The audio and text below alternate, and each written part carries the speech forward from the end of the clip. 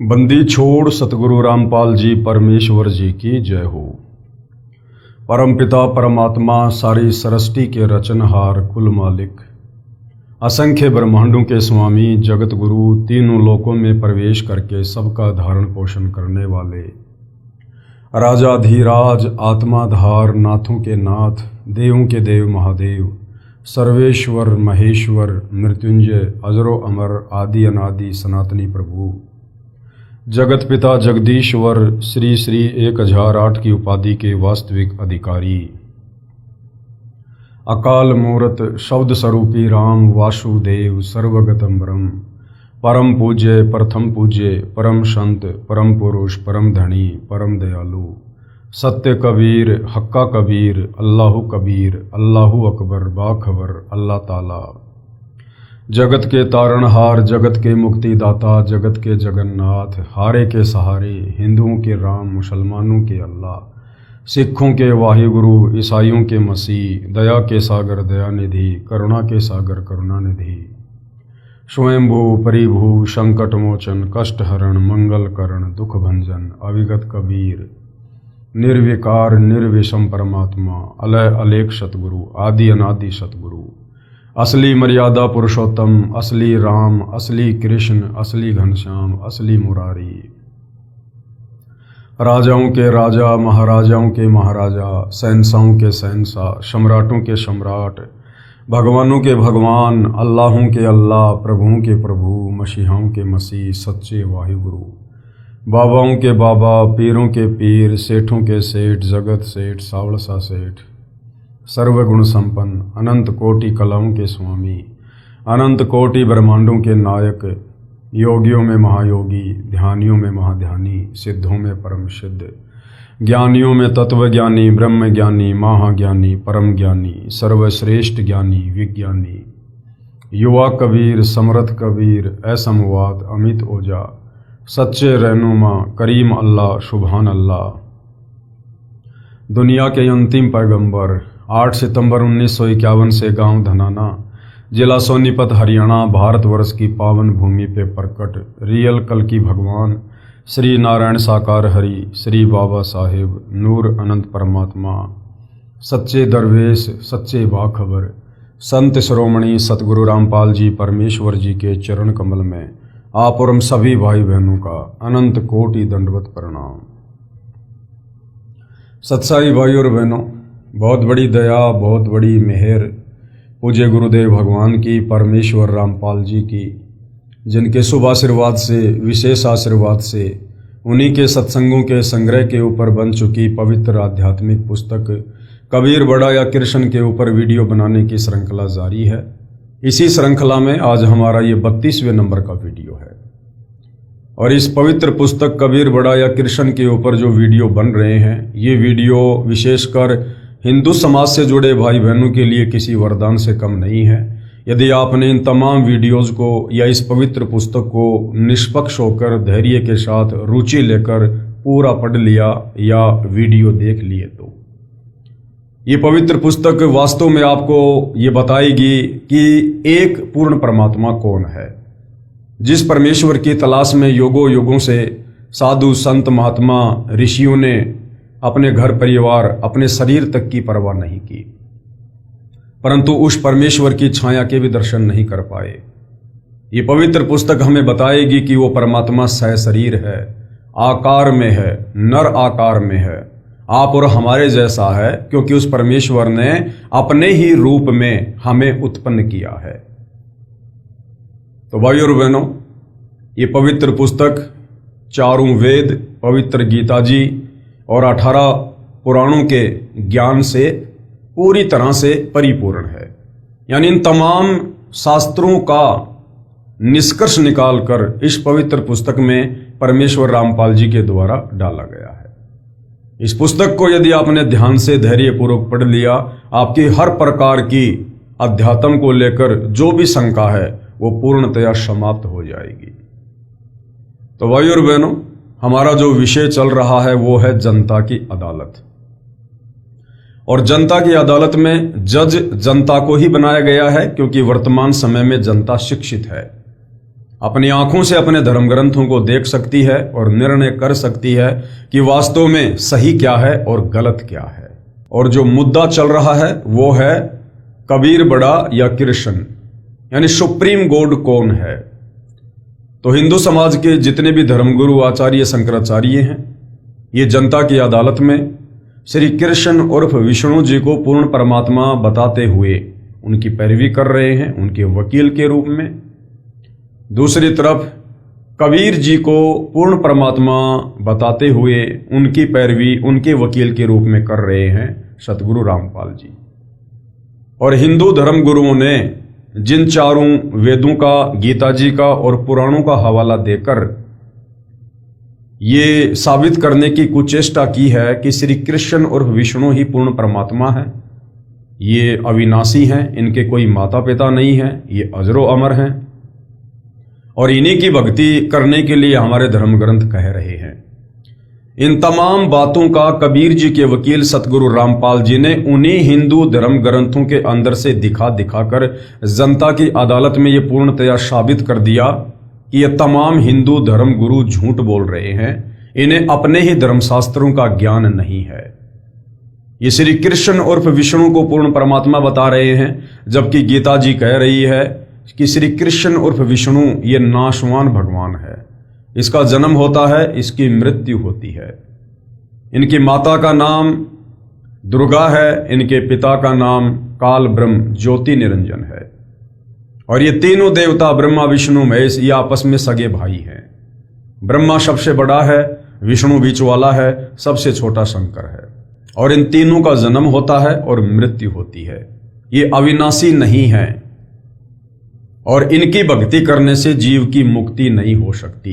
ये बेचारे खुद मुक्ति प्राप्त करने की तलाश में भटक रहे हैं।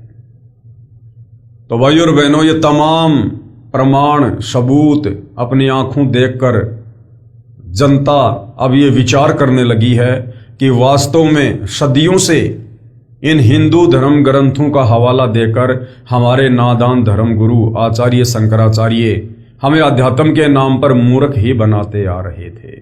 तो जनता तरह तरह के सवाल कर रही है, सतगुरु रामपाल जी शास्त्र प्रमाणित जवाब दे रहे हैं और इसी सवाल जवाब की प्रक्रिया में आदरणीय धर्मदास जी की कथा को आधार बनाकर जनता को समझाया जा रहा है कि उस कबीर परमेश्वर को सतलोक में सिंहासन पर बैठा हुआ जिन 6 महापुरुषों ने देखा, उन 6 महापुरुषों के नाम बताए जा रहे हैं और उन महापुरुषों से परिचित करवाया जा रहा है, जिनको कबीर परमात्मा सतलोक से चलकर धरती पर प्रकट होकर मिले, उन्हें सतलोक लेकर गए, उन्हें सतलोक से परिचित करवाया, नीचे काल के 21 ब्रह्मांड दिखाए, अक्षर पुरुष का लोक दिखाया, ब्रह्मा विष्णु महेश के लोक दिखाए, दुर्गा का लोक दिखाया।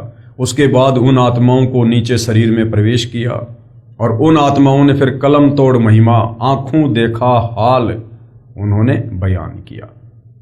तो इसी कड़ी में आदरणीय नानक जी के ऊपर आज हमारा विषय चल रहा है। काफी कुछ हम पढ़ चुके हैं। आज का हमारा विषय है कि नानक जी के गुरु कौन थे। तो वैसे तो सतगुरु रामपाल जी ने क्लियर कर दिया गुरु ग्रंथ साहिब से कि नानक जी के गुरु आज से 650 साल पहले बनारस के काशी में जो कबीर परमात्मा धानक रूप में आए हुए थे, एक जुलाहे की भूमिका कर रहे थे, वे ही बेई नदी पर उनको मिले थे और उनके शरीर से आत्मा को निकालकर सचखंड लेकर गए थे और 3 दिन बाद उन्हें सर्व ब्रह्मांडों की स्थिति से परिचित करवाकर वापस उनके शरीर में छोड़ दिया था। लेकिन इस बात को लेकर सिख समाज में आज भी काफी मतभेद है। तो सतगुरु रामपाल जी यही समझाने का प्रयास कर रहे हैं और प्रमाण दिखा रहे हैं कि वास्तव में नानक जी के गुरु परमेश्वर कबीर जी ही थे, जो उनको बेई नदी पर आकर मिले थे। श्री नानक जी का गुरु था अन्य प्रमाण, क्योंकि सिख समाज के जो भाई बहन हैं वो यही मानते हैं कि हमारे नानक जी का कोई गुरु नहीं था। तो सतगुरु रामपाल जी कह रहे हैं कि बिना गुरु के तो भक्ति शुरू ही नहीं होती है, बिना गुरु के तो कोई भक्ति कर ही नहीं सकता, अर्थात मोक्ष वाली भक्ति नहीं कर सकता। तो नानक जी के गुरु आदरणीय कबीर जी थे साखी कंधार देश की चली, जन्म साखी के पेज नंबर 470-471 पर। एक मुगल पठान ने पूछा कि आपका गुरु कौन है। नानक जी से एक मुगल पठान ने पूछा कि आपका गुरु कौन है। श्री नानक जी ने उत्तर दिया कि जिंदा पीर है, क्योंकि कबीर परमात्मा बेई नदी पर एक जिंदा महात्मा का रूप बनाकर आदरणीय नानक जी को मिले थे और शतलोक लेकर गए थे। वह परमेश्वर ही गुरु रूप में आया था, यानी 650 साल पहले कबीर जी गुरु रूप में ही आए थे। उसका शिष्य सारा जहान है, यानी वो जगत गुरु है। फिर साखी रुकन दीन काजी के साथ हुई, जन्म साखी के पेज नंबर 183 पर कुछ वाणी इस प्रकार है। नानके आखे रुकन दीन सच्चा सुनहूं जवाब, खालक आदम सिरजिया आलम बड़ा कबीर। साफ साफ कहा है नानक जी ने कि आलम बड़ा कबीर, यानी वो परमात्मा सबसे बड़ा है। कायम दायम कुदरती सिर पीरा दे पीर, और सजदे करे खुदाई नू आलम बड़गे कबीर। भावार्थ है, श्री नानक जी ने कहा है कि रुकन दिन काजी, जिस खुदा ने आदम जी की उत्पत्ति की वह बड़ा परमात्मा कबीर है। वह ही पृथ्वी पर सतगुरु की भूमिका करता है, जैसे आज वर्तमान में सतगुरु रामपाल जी के रूप में वही कबीर परमात्मा भूमिका कर रहे हैं।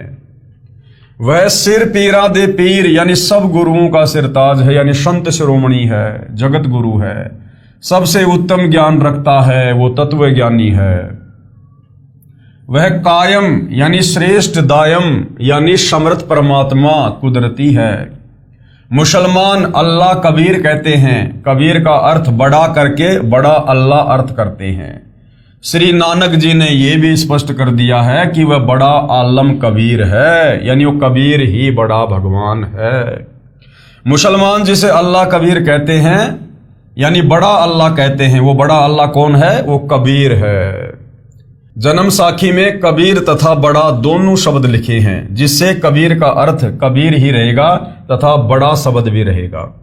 इसलिए स्पष्ट हुआ कि बड़ा परमात्मा कबीर है। वह बड़ा आलम कबीर है जो धानक रूप में काशी में लीला करके गया है, यानी 120 साल तक कबीर परमात्मा काशी से लीला करके फिर सन 1518 में मगर से सशरीर शतलोक को चले गए थे, जिसका प्रमाण श्री गुरु ग्रंथ साहिब जी के पेज नंबर 24, 731 और 731 पर पूर्व में लिख दिया है।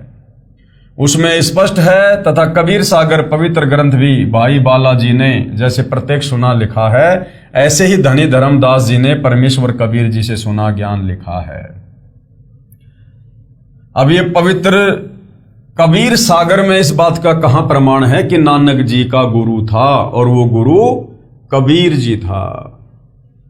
विशेष विचार, पूरे गुरु ग्रंथ साहिब में कहीं प्रमाण नहीं है कि श्री नानक जी परमेश्वर कबीर जी के गुरु जी थे। जैसे गुरु ग्रंथ साहिब आदरणीय तथा प्रमाणित है, ऐसे ही पवित्र कबीर सागर भी आदरणीय तथा प्रमाणित सदग्रंथ है तथा श्री गुरु ग्रंथ साहिब से पहले का है। इसलिए तो सैकड़ों वाणी कबीर सागर सदग्रंथ से गुरु ग्रंथ साहिब में ली गई हैं, यानी सिखों के गुरु ग्रंथ साहिब में भी जो कबीर सागर है उससे वाणियां निकाल कर डाली गई है, यानी जो कबीर सागर है वो गुरु ग्रंथ साहिब से भी ज्यादा प्रमाणित है। पवित्र कबीर सागर में विस्तृत विवरण है नानक जी तथा परमेश्वर कबीर साहिब जी की वार्ता का, तथा श्री नानक जी के पूज्य गुरुदेव कबीर परमेश्वर जी थे। आगे पढ़िए। विशेष प्रमाण के लिए कबीर सागर सूक्ष्म वेद बोध यानी सूक्ष्म वेद बोध एक चैप्टर है, उसके पेज नंबर 158 से 159 से सहाबार यानी जो का त्यों। नानक शाह कीन्या तप भारी, सब विधि भई ज्ञान अधिकारी, और भक्ति भाव ताको समझिया, तापर सतगुरु कीन्यो दाया। जिंदा रूप धर्यो तब भाई, यानी कबीर परमात्मा कहते हैं कि धर्मदास फिर मैंने जिंदा महात्मा का रूप बनाया और हम पंजाब देश चली आई और बेई नदी पर जाकर परमात्मा प्रकट हो गए। अनहद बाणी कियो पुकारा, सुन के नानक दरस निहारा। सुन के अमर लोक की वाणी, जान परा निज समर्थ ज्ञानी। आवा पुरुष महागुरु ज्ञानी। नानक जी ने क्या कहा कि आओ महाज्ञानी महात्मा, अमर लोक की सुनी न बानी। मैंने तो कभी जिंदगी में पहले सचखंड की ऐसी बातें सुनी नहीं थी। अर्ज सुनो प्रभु जिंदा स्वामी, कहे अमर लोक रहा निज धामी।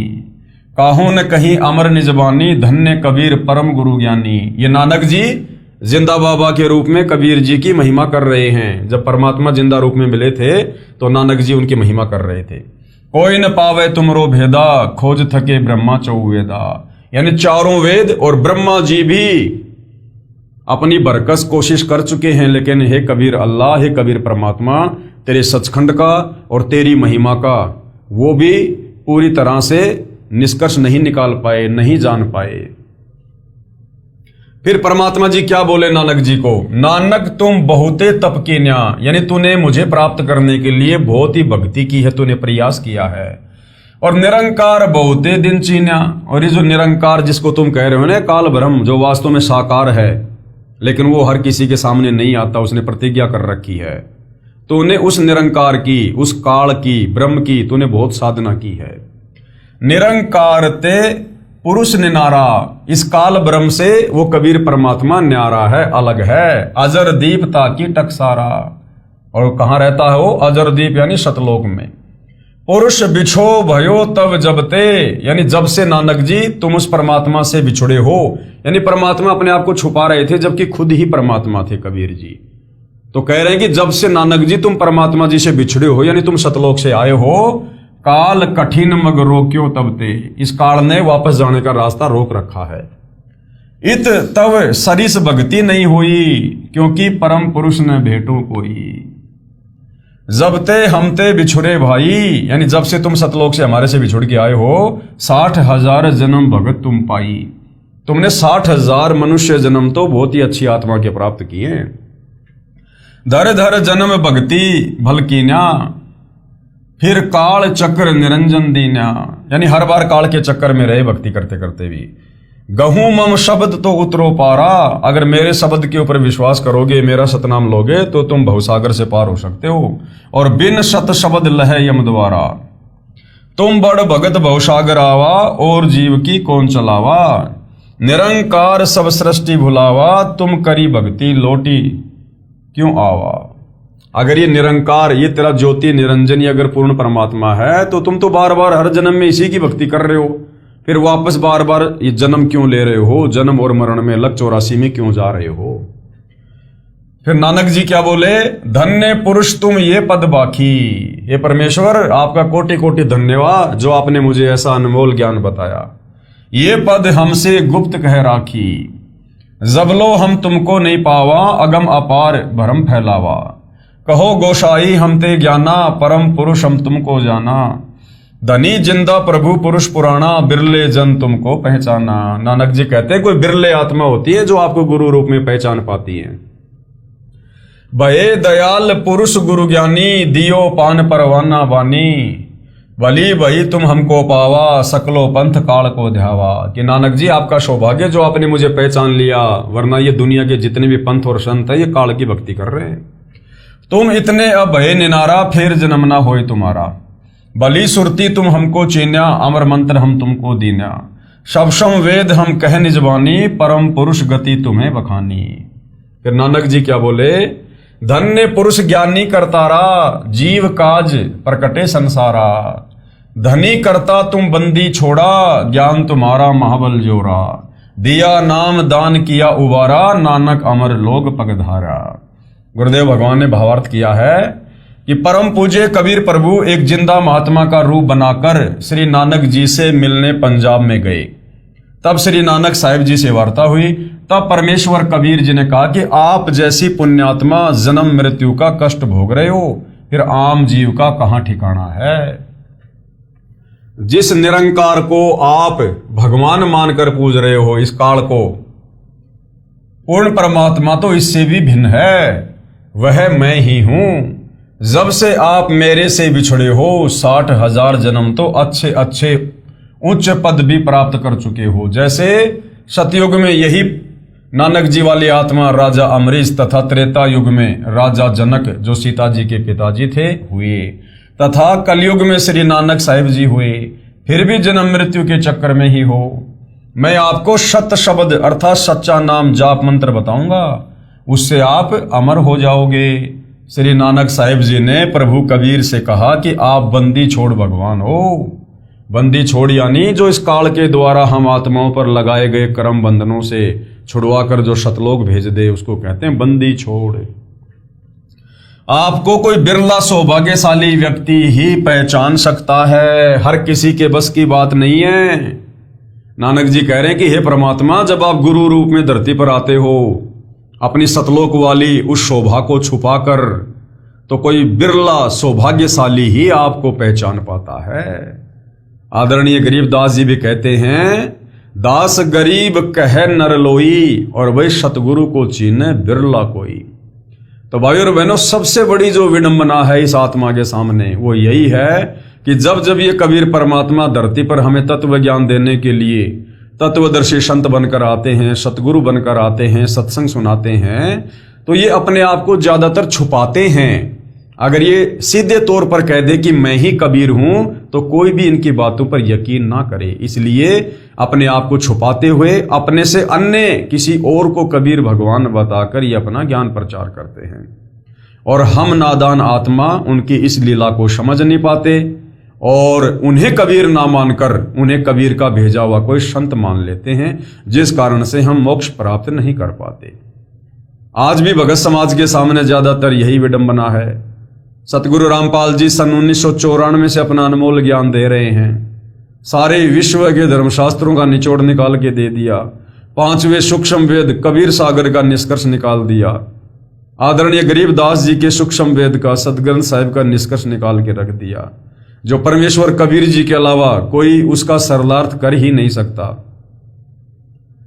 उसके बावजूद भी उन्हीं की शरण में आए हुए भगत भी उन्हें परमेश्वर के रूप में नहीं पहचान पा रहे। अपने गुरु जी के रहते सहते जिस रूप में कबीर जी 650 साल पहले आए थे बनारस में, उसी दाढ़ी मूछ वाले रूप से मिलती जुलती एक काल्पनिक फोटो जिसे कबीर दास जी की फोटो कहते हैं, उस फोटो को ही भगवान मानकर पूज रहे हैं। जून के महीने में उसी का कबीर प्रकट दिवस मना रहे हैं। अपने घर पर दरबार में उसी फोटो को रखकर दंडवत कर रहे, पूजा कर रहे हैं, जबकि साक्षात जिंदा कबीर तो सतगुरु रामपाल जी हैं। तो भाइयों और बहनों, ये विडंबना भक्तों के सामने सदियों से रही है, युगों से रही है। इसीलिए नानक जी कह रहे हैं कि कोई बिरला सौभाग्यशाली ही आपको पहचान सकता है, हर किसी के बस की बात नहीं है। कबीर सागर के अध्याय अगम निगम बोध में पेज नंबर 44 पर एक शब्द है, नानक वचन, वाह वाह कबीर गुरु पूरा है, वाह वाह कबीर गुरु पूरा है। नानक जी अपने पूज्य गुरुदेव कबीर साहब की महिमा कर रहे हैं। वाह वाह कबीर गुरु पूरा है, यानी ये जो वाह शब्द है, वाह यानी बड़ाई, महिमा, गुणगान, ये केवल कबीर परमात्मा की ही हो सकती है। उनके अलावा कोई भी वाहवाही का पात्र नहीं है। तो आज इस समय यदि इस पृथ्वी पर कोई वाहवाही का पात्र है, केवल सतगुरु रामपाल जी हैं, क्योंकि ये स्वयं कबीर परमेश्वर जी आए हुए हैं। वाह वाह कबीर गुरु पूरा है, वाह वाह कबीर गुरु पूरा है। पूरे गुरु की मैं बलि जावा, पूरे गुरु की मैं बलि जावा, जाका सकल जहूरा है, वाह वाह कबीर गुरु पूरा है, वाह वाह कबीर गुरु पूरा है। अधर दुलीच परे हैं गुरु के, अधर दुलीच परे हैं गुरु नन के, शिव ब्रह्मा जहाँ सूरा है, वाह वाह कबीर गुरु पूरा है। श्वेत ध्वजा फहरात गुरु नन की, श्वेत ध्वजा फहरात गुरु नन की, बाजत अनहद तूरा है, वह कबीर गुरु पूरा है। पूर्ण कबीर सकल घट धर से, पूर्ण कबीर सकल घट धर से, हरदम हाल जहूरा है, वह कबीर गुरु पूरा है। नाम कबीर जपै बड़ भागी, नाम कबीर जपै बड़ भागी, नानक चरण को धूरा है, वह कबीर गुरु पूरा है। यानी नानक जी कबीर जी के शिष्य थे और कह रहे हैं कि ये नानक तो कबीर जी के चरणों की धूल भी नहीं है एक प्रकार से। अर्थात श्री नानक जी के गुरु परमेश्वर कबीर जी थे। विशेष विवेचन, बाबा नानक जी ने उस कबीर जुलाही यानी धानक काशी वाले को शतलोक यानी सचखंड में आंखों देखा तथा फिर काशी में धानक यानी जुलाहे का कार्य करते हुए तथा बताया कि वही धानक रूप जुलाहा शतलोक में सत्य पुरुष रूप में भी रहता है तथा यहां भी वही है। आदरणीय श्री नानक साहिब जी का आविर्भाव यानी जन्म सन 1469 तथा शतलोकवास सन 1539। पवित्र पुस्तक जीवनी 10 गुरु साहिबान आदरणीय कबीर साहिब जी धानक रूप में मृत मंडल में सन 1398 में सहशरीर प्रकट हुए तथा सहशरीर शतलोक गमन सन 1518 में पवित्र कबीर सागर में लिखा हुआ है। यानी दोनों महापुरुष यानी आदरणीय नानक जी और कबीर परमात्मा जी 49 वर्ष तक समकालीन रहे। श्री गुरु नानक साहिब जी का जन्म पवित्र हिंदू धर्म में हुआ था। परमात्मा प्राप्ति के बाद कहा कि न कोई हिंदू न मुसलमाना अर्थात अज्ञानतावश 2 धर्म बना बैठे, सर्व एक परमात्मा सत्य पुरुष के बच्चे हैं। श्री नानक देव जी ने कोई धर्म नहीं बनाया बल्कि धर्म की बनावटी जंजीरों से मानव को मुक्त किया तथा शिष्य परंपरा चलाई थी। जैसे गुरुदेव से नाम दीक्षा लेने वाले भक्तों को शिष्य बोला जाता है, उन्हें पंजाबी भाषा में सिख कहने लगे। जैसे आज इस दास के लाखों शिष्य हैं परंतु ये धर्म नहीं है, सर्व पवित्र धर्मों की पुण्यात्माएं आत्म कल्याण करवा रही हैं। यदि आने वाले समय में कोई धर्म बना बैठे तो वह दुर्भाग्य ही होगा। भेदभाव तथा संघर्ष की नई दीवार ही बनेगी परंतु लाभ कुछ नहीं होगा। यानी सिख कोई धर्म नहीं है, ना नानक जी ने कोई सिख धर्म बनाया था। नानक जी ने केवल अपना ज्ञान दिया जो कबीर परमात्मा से उन्होंने प्राप्त किया और उनसे जो उपदेश प्राप्त करता था पंजाबी भाषा में उनको सिख कहते हैं। तो नानक जी के सतलोक जाने के बाद आगे चलकर फिर यह परंपरा बन गई और लोगों ने फिर सिख को एक धर्म के रूप में स्थापित कर दिया जो आज आप देख रहे हैं। आगे गवाह नंबर 6 जिन्होंने कबीर जी को सतलोक में देखा, कबीर परमात्मा जिनको सतलोक लेकर गए, अपने सतलोक से परिचित करवाया, 21 ब्रह्मांड की स्थिति से परिचित करवाया और फिर उस आत्मा ने भी उस कबीर परमेश्वर की महिमा का कलम तोड़ बखान किया, गुणगान किया। वो हैं संत गीसा दास जी, गांव खेकड़ा, जिला बागपत, उत्तर प्रदेश, भारत वाले। इनको 6 वर्ष की उम्र में कबीर परमेश्वर जी मिले थे। पूरा गांव खेकड़ा गवाह है। संत गीसा जी ने बताया कि मैंने परमेश्वर कबीर जी के साथ ऊपर सतलोक में जाकर देखा था। जो काशी में जुलाहे का कार्य करता था वह पूर्ण परमात्मा है, सारी सृष्टि का सर्जन करता है, असंख्य ब्रह्मांडों का मालिक है। पुस्तक विस्तार को मद्देनजर रखते हुए अधिक विस्तार नहीं कर रहा हूं। अधिक जानकारी के लिए www.jagatgururampalji.org से खोलकर अधिक ज्ञान ग्रहण कर सकते हैं। यानी जनता की अदालत में सतगुरु रामपाल जी ने उन 6 महापुरुषों की जीवनी को दिखा दिया, पढ़ा दिया, उन महापुरुषों के जीवन से परिचित करवा दिया जिन महापुरुषों को कबीर परमात्मा सतलोक से चलकर गति करके सहशरीर धरती पर प्रकट होकर मिले। उनको नाम उपदेश दिया, उनकी आत्मा को शरीर से निकालकर सतलोक लेकर गए, सतलोक से परिचित करवाया, 21 ब्रह्मांड की स्थिति से परिचित करवाया, अक्षर पुरुष के 7 संग ब्रह्मांड दिखाए और उन आत्माओं का ज्ञान योग खोला। उन आत्माओं ने फिर धरती पर आकर अपने कबीर परमात्मा के सतलोक की कलम तोड़ महिमा की। तो ये 6 महापुरुष हैं जिन्होंने परमात्मा को देखा है, जो परमात्मा के लोक में जाकर आए हैं, ताकि जनता को यह विश्वास हो कि वास्तव में कबीर जी ही परमात्मा है। वेदों का ज्ञान कबीर जी पर खरा उतरता है। अब वेदों में जो परमेश्वर की महिमा लिखी हुई है कि पूर्ण परमात्मा कौन है, वो कैसी लीला करता है, उसको कैसे पहचाना जाए, तो वो सारी की सारी जो लीलाएं हैं वो कबीर जी पर ही खरी उतरती हैं। वेदों में परमेश्वर की जो पहचान है वो ना श्री राम पर खरी उतरती है, ना श्री कृष्ण पर, ना ब्रह्मा विष्णु महेश पर, ना दुर्गा और इस काल ब्रह्म पर, केवल कबीर जी पर ही खरी खरी उतरती हैं। और वेदों को पूरा विश्व सत्य मानता है, इसमें कोई संशय नहीं है। हिंदू धर्म के व्यक्ति चारों वेदों ऋग्वेद, यजुर्वेद, सामवेद तथा अथर्ववेद के ज्ञान को सत्य मानते हैं। वेदों में परमेश्वर की महिमा बताई है, परमेश्वर की पहचान भी बताई है। बताया है कि सृष्टि की उत्पत्ति करने वाला परमेश्वर साकार यानी नर आकार है। नराकार यानी नर आकार, नर यानी मनुष्य। एक होता है निराकार, निराकार का मतलब होता है जो दिखाई ना दे, और एक होता है नराकार यानी मनुष्य जैसा आकार में साकार। और आसमान में बने लोक, सतलोक यानी रित धाम में निवास करता है, वो ऊपर सचखंड में रहता है। और वहां से सशरीर चलकर पृथ्वी आदि लोक लोकांतरों में आता है। सतलोक में परमेश्वर के शरीर का तेज असंख्य सूर्यों के तेज यानी प्रकाश से भी अधिक है।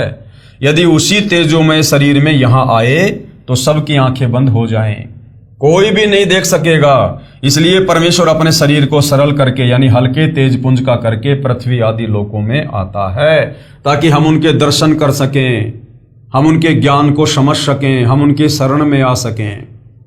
यदि वो परमात्मा अपने वास्तविक तेजोमय शरीर में धरती पर प्रकट हो जाए तो यहां कोई उन्हें देख भी नहीं सकता।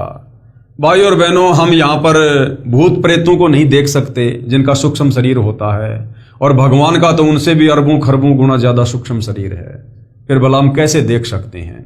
इसलिए परमेश्वर हम तक अपने ज्ञान को पहुंचाने के लिए, सतलोक की जानकारी देने के लिए, हमारे निकट आने के लिए हमारे जैसा रूप बनाता है और एक सतगुरु की भूमिका करता है, तत्वदर्शी संत की भूमिका करता है, ताकि हम उनके ज्ञान को समझकर, उनकी भक्ति को अपनाकर और उनके कहे अनुसार आजीवन मर्यादा में रहकर सतलोक जाने की तैयारी कर सकें। अच्छी आत्माओं को मिलता है, उनको यथार्थ आध्यात्मिक ज्ञान बताता है, सत भक्ति के नामों का आविष्कार करता है, अपने मुख से वाणी बोलकर मानव को भक्ति की प्रेरणा करता है।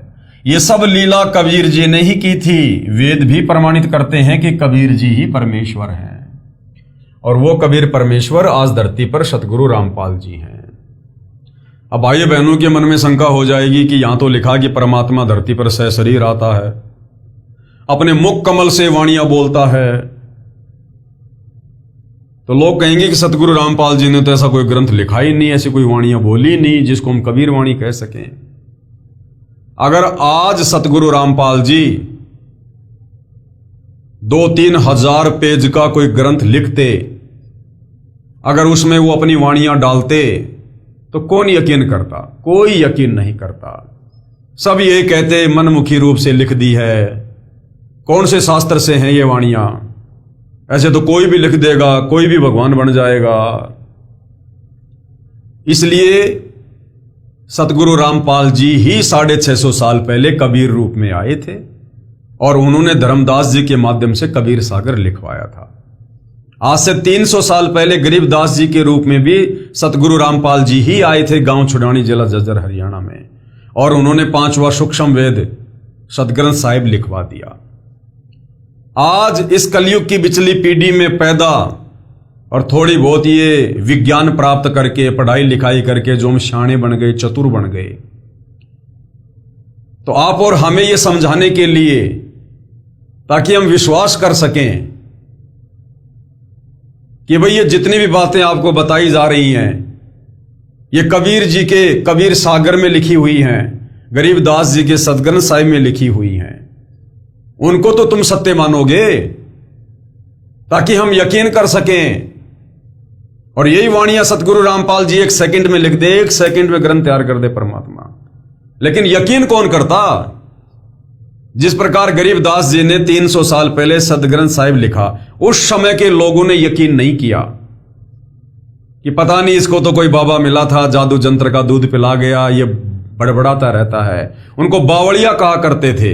परमात्मा अपनी अमरवाणी में कहते हैं, जीव जो ना सत्संग में आया, जीव जो ना सत्संग में आया, भेद ना उसे भजन का पाया, भेद ना उसे भजन का पाया।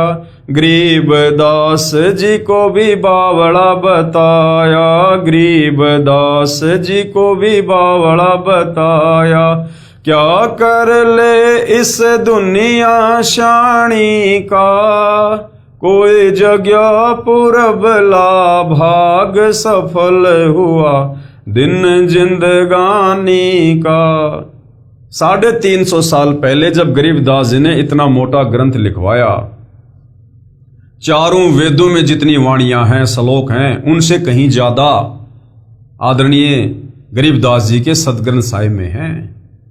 उस समय उनको केवल बावड़िया कहा, बावड़िया, छोरी का छोरा, गांव का देवता। किसी ने यकीन नहीं किया। 650 साल पहले कबीर जी ने इतनी वाणियां बोली, इतनी वाणियां बोली, इतना मोटा कबीर सागर लिखवाया। किसी ने उनको परमात्मा नहीं माना, किसी ने विश्वास नहीं किया। 64 के 64 लाख फैल हो गए। तमाम धर्मगुरु केवल उनका विरोध ही करते रहे। अब भाइयों और बहनों, यदि वर्तमान में सतगुरु रामपाल जी अपने कर कमल से अगर ऐसा कोई पवित्र ग्रंथ लिखते, तो आज तो कलयुग है, इंसान का स्तर पहले से भी कहीं ज्यादा नीचे गिर चुका है। आज कौन यकीन करता?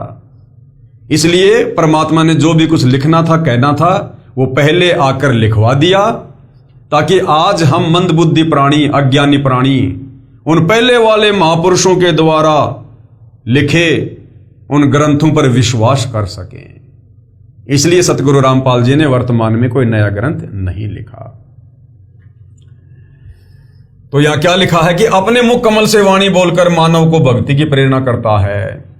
तो वर्तमान में सतगुरु रामपाल जी जिन सदग्रंथों का हवाला दे रहे हैं ना, ये उस समय उन्हीं के मुख कमल से बोली गई वाणियां हैं, वो कबीर वाणियां, जिनका हवाला देकर आज हमें सत्संग करके भक्ति करने की प्रेरणा दे रहे हैं। वेदों से जानते हैं परम अक्षर ब्रह्म कौन है। परम अक्षर ब्रह्म यानी पूर्ण परमात्मा, सारी सृष्टि का मालिक, सबसे बड़ा भगवान कौन है। यहां पर वेदों के मंत्रों की कुछ फोटोकॉपी लगाई है, जिनका अनुवाद आर्य समाज के आचार्यों, शास्त्रियों ने किया है। कुछ ठीक है, कुछ गलत है, परंतु सत्य फिर भी स्पष्ट है। वेद मंत्रों में कहा है कि सृष्टि का उत्पत्ति करता परम अक्षर ब्रह्म यानी सत्य पुरुष है। आकाश में बने सनातन परम धाम यानी सतलोक में निवास करता है। वेदों में सतलोक को रित धाम कहा है। एक सिंहासन पर विराजमान है। अब भैया जो सिंहासन पर विराजमान होगा वो निराकार कैसे होगा? निराकार का क्या सिंहासन पे बैठेगा? किसने देखा उसको? जो निराकार ही है उसको सिंहासन पर बैठा हुआ फिर देख कौन सकता है? अगर सिंहासन है, क्योंकि सिंहासन है तो साकार है सिंहासन, और सिंहासन पर यदि कोई बैठा है तो वो भी साकार ही है, फिर निराकार का सिंहासन पे क्या बैठेगा? उसके सिर के ऊपर मुकुट तथा छत्र लगे हैं। परमेश्वर देखने में राजा के समान है। तो राजा साकार होता है या निराकार? साकार। ऐसे ही परमात्मा भी साकार है।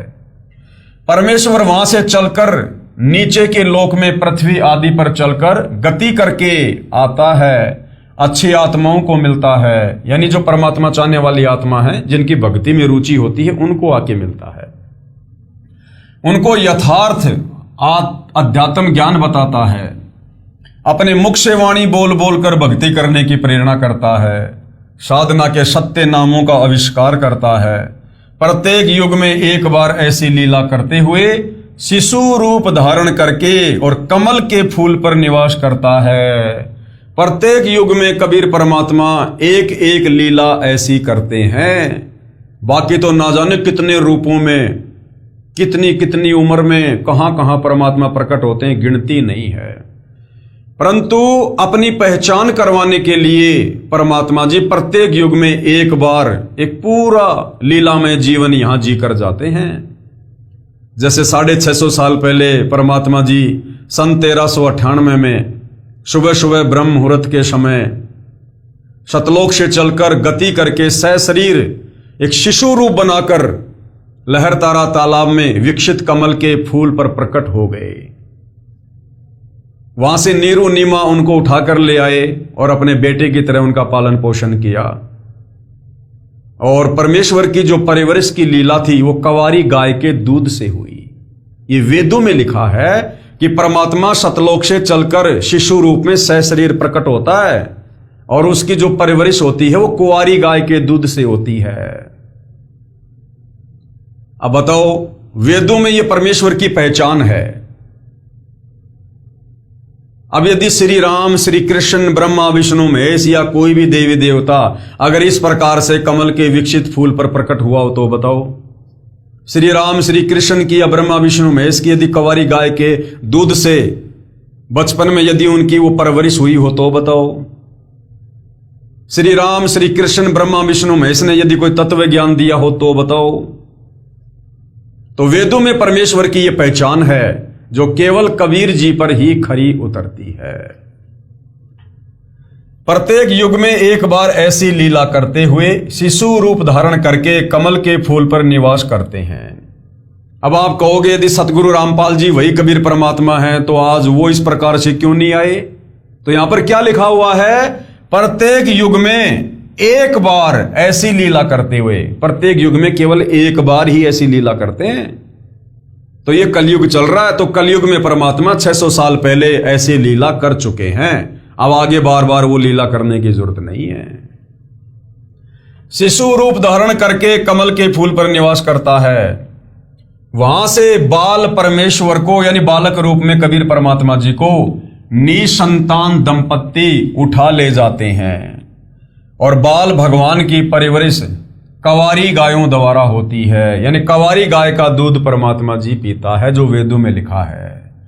बड़ा होकर तत्व ज्ञान का प्रचार करता है। अब बताओ, श्री राम, श्री कृष्ण ने कभी बड़े होकर तत्व ज्ञान का प्रचार किया? उन्होंने तो बड़े होकर हथियार उठाए और लड़ाई दंगे किए। उन्होंने कोई तत्व ज्ञान का प्रचार नहीं किया, उनको पता ही नहीं तत्व ज्ञान होता क्या है। उन्होंने तो बड़े होकर केवल लड़ाई झगड़े किए, युद्ध किए, मारकाट की। अपने मुख कमल से वाणी उच्चारण करता है, दोहों, चौपाइयों, शब्दों के माध्यम से अपनी जानकारी की वाणी उच्चारण करता है। अब बताओ, श्री राम ने, श्री कृष्ण ने कोई दोहा बोला हो, कोई चौपाई बोली हो, कोई भजन गाया हो तो बता दो किसी के पास है क्या? ब्रह्मा, विष्णु, महेश ने कोई दोहा बनाया हो, कोई चौपाई बनाई हो, कोई कविता लिखी हो, कोई भजन लिखा हो अपने भक्तों के लिए तो बताओ। तो वेदों में जो पहचान है वो कबीर परमेश्वर के ऊपर ही खरी उतरती है, जिसको कबीर गिरभी अर्थात कबीर वाणी कहा जाता है तथा इसी कारण से प्रसिद्ध कवि की पदवी भी प्राप्त करता है। वो कबीर परमात्मा अपनी वाणियों को दोहों में, लोकोक्तियों में, चौपाइयों में, इनके माध्यम से जब वो प्रचारित करता है तो उनको प्रसिद्ध कवि कहा जाने लगता है। तो वेदों में परमेश्वर जी को कवि कहा गया है। कवि यानी कबीर भगवान, कबीर देव, कबीर अग्नि, यानी उसको कवि कहा जाता है। जिस पर वेदों में कहे लक्षण खरे उतरते हैं, वही सृष्टि का उत्पत्ति करता तथा सबका धारण पोषण करता है, अन्य नहीं हो सकता। ये लक्षण केवल कबीर जुलाहे काशी वाले पर खरे उतरते हैं। इसलिए परम अक्षर ब्रह्म कबीर जी हैं। इन वेद मंत्रों के बाद चारों युगों में परमेश्वर कबीर जी का लीला करने आने का संक्षिप्त वर्णन है। उसे पढ़कर जान जाओगे कि वेदों में कबीर परमेश्वर जी का वर्णन है। कबीर परमेश्वर जी ने भी कहा है 650 साल पहले, 120 साल तक उन्होंने अपने तत्व ज्ञान का प्रचार किया। और क्या कहा कबीर परमात्मा जी ने? वेद मेरा भेद है, यानी इन चारों वेदों में मेरी जानकारी है। मैं ना वेदन के माही, लेकिन मुझे प्राप्त करने का जो भक्ति मार्ग है वो इन चारों वेदों में नहीं है, केवल मेरी जानकारी है। और जौन वेद से मैं मिलूं और जिस वेद से मैं प्राप्त हूं, यानी सतलोक की प्राप्ति हो, वो ये चार वेद जानते नहीं। वो जानकारी इन चारों वेदों में नहीं, वो तो सूक्ष्म वेद में है। अर्थात कबीर जी ने स्पष्ट किया है कि चारों वेद मेरी महिमा बताते हैं, परंतु इन वेदों में मेरी प्राप्ति की भक्ति विधि नहीं, क्योंकि काल ब्रह्म ने वह यथार्थ भक्ति के मंत्र निकाल दिए थे। मेरी प्राप्ति का ज्ञान जिस सूक्ष्म वेद में है, उसका ज्ञान वेदों में अंकित नहीं है। कृपया पढ़िए वेद मंत्रों की फोटोकॉपी, तथा यहां सतगुरु रामपाल जी अपना नाम लिख रहे हैं कि दास रामपाल दास के द्वारा किया गया विश्लेषण। इनके बाद परमेश्वर कबीर जी का चारों युगों में सतलोक सिंहासन से गति करके आने का प्रकरण है। तो देखिएगा भाई और बहनों, अपनी आंखों से देखिए फोटोकॉपी वेद मंत्रों की। ऋग्वेद मंडल 9 सूक्त 86 मंत्र 26 और 27 कबीर परमेश्वर जी के विषय में क्या कह रहा है, ये मंत्र आप जियों के सामने है, देख सकते हैं, पढ़ सकते हैं। यहां पर विवेचन किया गया है। ये फोटोकॉपी ऋग्वेद मंडल 9 सूक्त 86 मंत्र 26 की है, जो आर्य समाज के आचार्यों व महर्षि दयानंद के चेलों द्वारा अनुवादित है, जिसमें स्पष्ट है कि यज्ञ करने वाले यानी भक्ति करने वाले, धार्मिक अनुष्ठान करने वाले, अर्थात धार्मिक अनुष्ठान करने वाले यजमानों अर्थात भक्तों के लिए परमात्मा सब रास्तों को सुगम करता हुआ, अर्थात जीवन रूपी सफर के मार्ग को दुखों रहित करके सुगम बनाता हुआ उनके विघ्नों अर्थात संकटों का मर्दन करता है, अर्थात समाप्त करता है, यानी परमात्मा पाप नाश करता है। जबकि इन्हीं दयानंद सरस्वती जी ने जो सत्यार्थ प्रकाश लिखी है, उसमें इन्होंने साफ साफ लिखा है कि परमात्मा पाप नाश नहीं करता।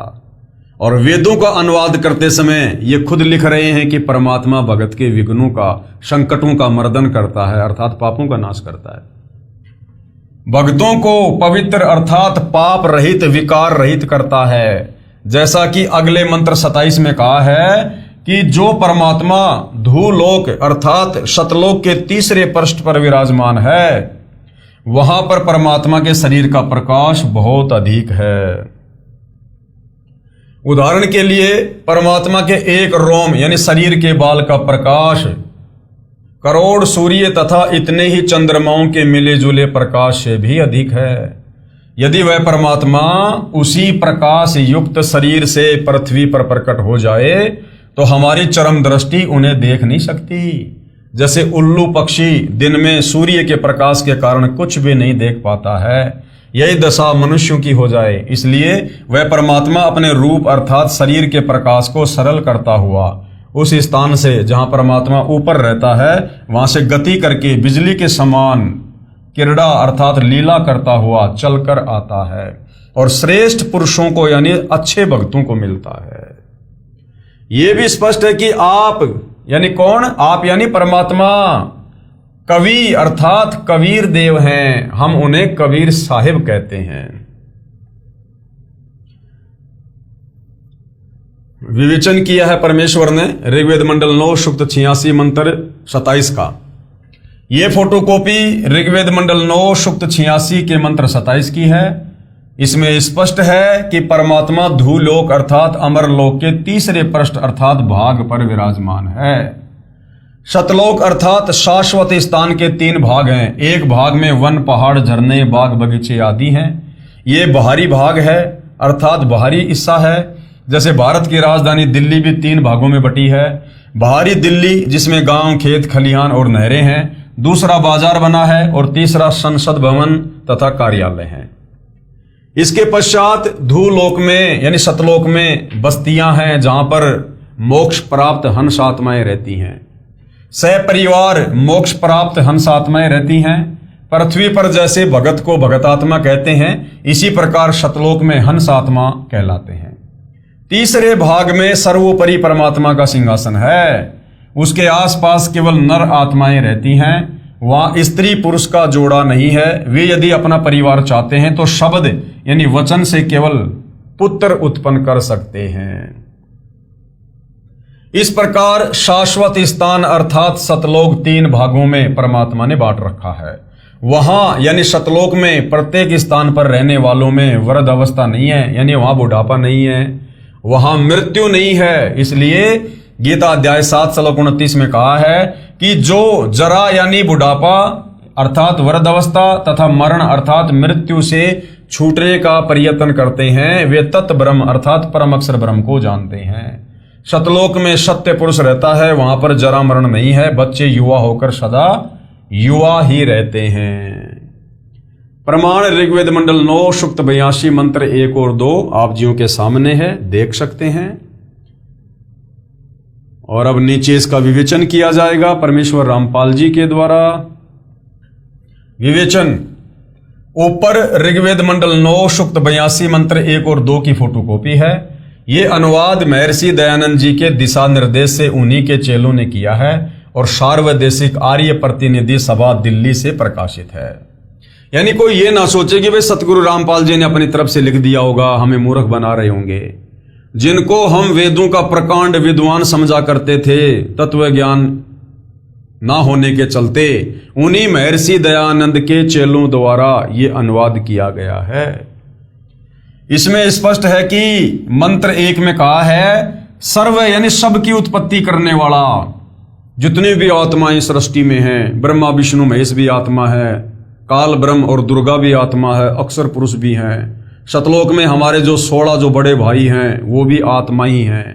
एक परमात्मा कबीर जी को छोड़कर बाकी सब जीव हैं, आत्मा हैं। तो सबकी उत्पत्ति करने वाला परमात्मा तेजोमय शरीर युक्त है, पापों को नाश करने वाला और सुखों की वर्षा करने वाला अर्थात सुखों की झड़ी लगाने वाला है।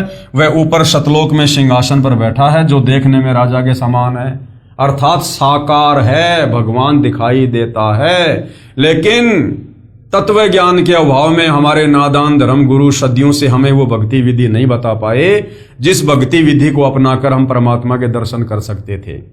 वो भक्ति विधि ना होने से आत्माओं ने ये प्रयास तो बहुत किया, चारों वेदों को पढ़ा और निष्कर्ष निकाल लिया कि ये जो ओम मंत्र है ये पूर्ण परमात्मा का है, जबकि वो ओम मंत्र इस काल ब्रह्म का है। और उन आत्माओं ने जी जान से ओम मंत्र की साधना की और तप किए परमात्मा की प्राप्ति के लिए, उनको देखने के लिए, दर्शन करने के लिए।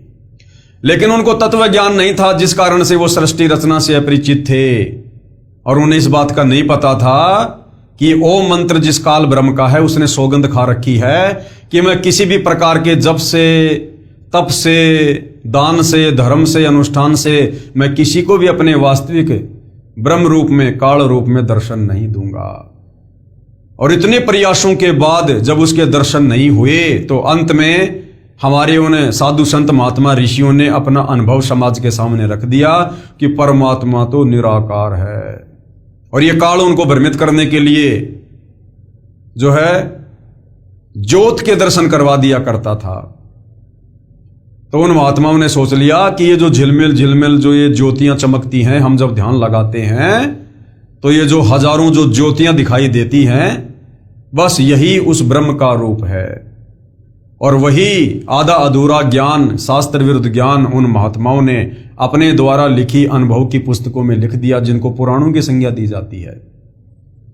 और आम आदमी ने यह विश्वास कर लिया कि इनसे बड़ा ज्ञानी और कौन हो सकता है, इन्होंने तो वेद पढ़े हैं, ये जो बता रहे हैं सही बता रहे होंगे। इस आधार से भाई और बहनों परमात्मा को सर्व समाज ने निराकार मान लिया।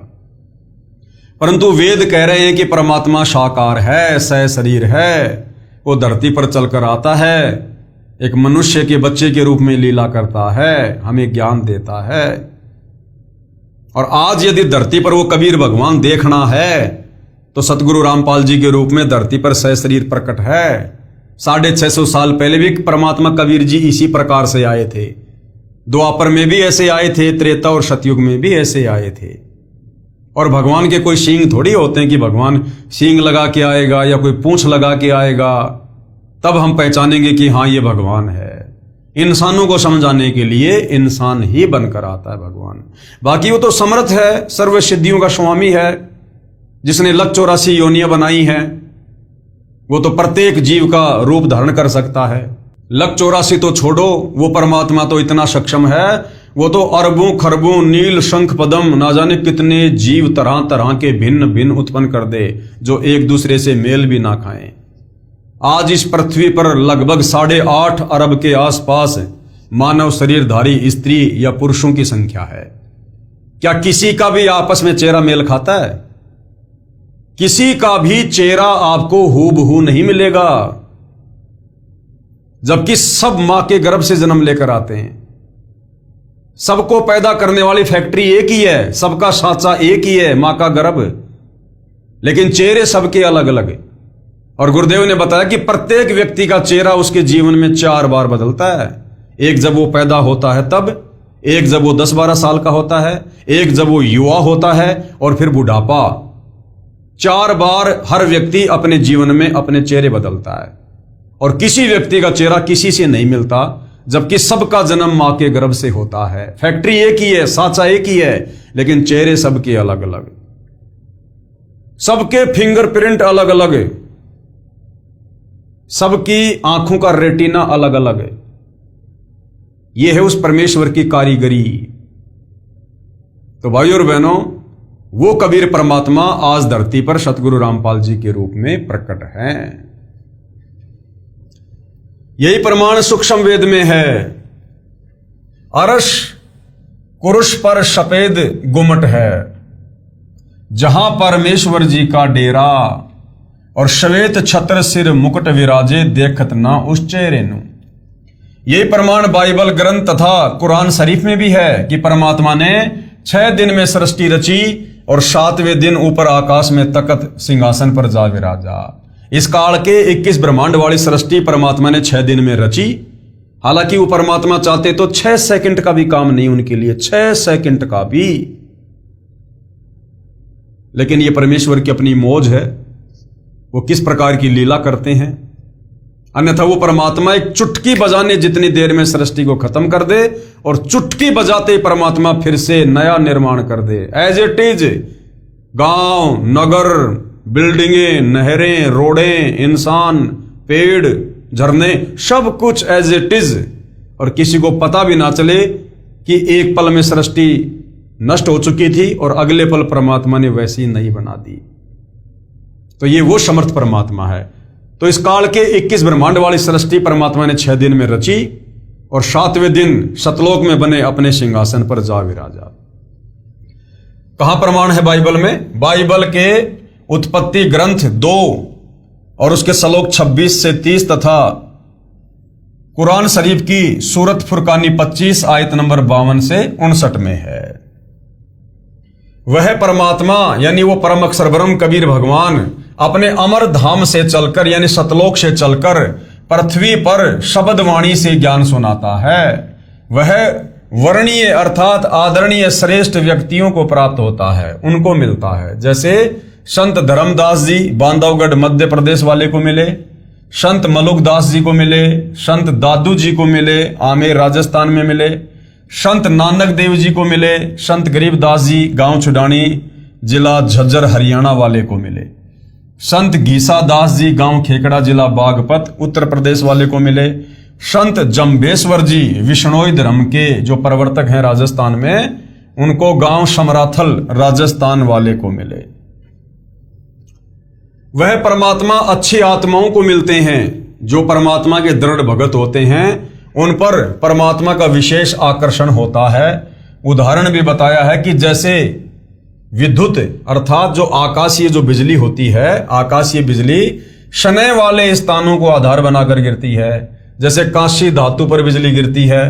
पहले काशी धातु के कटोरे, गिलास, थाली, बेले आदि आदि होते थे और बरसात के समय तुरंत उठाकर घर के अंदर रखा करते थे। वरद कहते थे कि काशी के बर्तन पर बिजली अमूमन गिरती है। इसी प्रकार परमात्मा अपने प्रिय भक्तों पर आकर्षित होकर मिलते हैं। मंत्र नंबर 2 में तो यह भी स्पष्ट किया है कि परमात्मा उन अच्छी आत्माओं को उपदेश करने की इच्छा से, यानी उनको ज्ञान समझाने की इच्छा से, नाम दीक्षा देने की इच्छा से स्वयं महापुरुषों को मिलते हैं। उपदेश का भावार्थ है कि परमात्मा तत्व ज्ञान बताकर उनको दीक्षा भी देते हैं।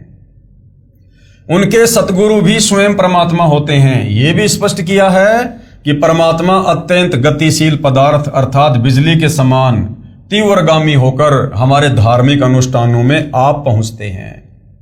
आप जी ने पीछे पढ़ा कि संत धर्मदास को परमात्मा ने यही कहा था कि मैं वहां पर अवश्य जाता हूं जहां धार्मिक अनुष्ठान होते हैं, क्योंकि मेरी अनुपस्थिति में काल कुछ भी उपद्रव कर देता है जिससे साधकों की आस्था परमात्मा से छूट जाती है।